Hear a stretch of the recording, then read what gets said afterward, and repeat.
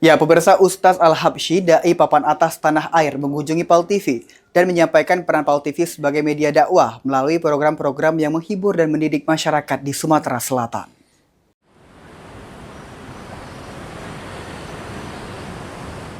Kunjungi Studio 2 PAL TV, Ustadz Ahmad Abu Bakar Al-Habsyi sebagai salah satu pendakwah nasional asal kota Palembang, bernostalgia terhadap perkembangan PAL TV sebagai media lokal di Sumatera Selatan. Menurutnya, saat ini PAL TV terus beradaptasi dengan mengikuti perkembangan zaman.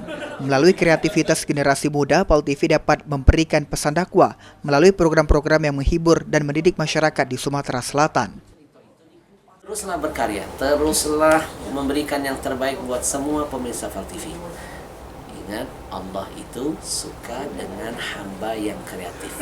Kata Nabi, Innallaha yuhibbu al-abdal muhtarib. Allah sayang, suka, cinta, demen lihat hamba-hamba yang kreatif.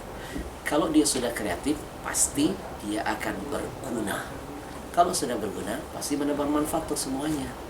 Maka saya titip pesan kata-kata hari ini. Banyak orang bisa bahagia, tapi tidak semuanya bisa berguna. Kalau sudah berguna, pasti bahagia. Sukses terus buat PAL TV, teruslah memberikan yang terbaik, informasi, dan cerita-cerita yang indah untuk semua para pemirsa. PAL TV memang punya kita.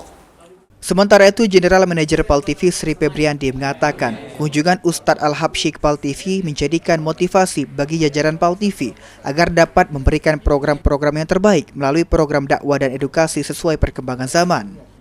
Kunjungan tadi sendiri seperti apa? Ya tadi alhamdulillah kita dapat ada kunjungan lah dari Ustadz Ahmad Al-Habsyi.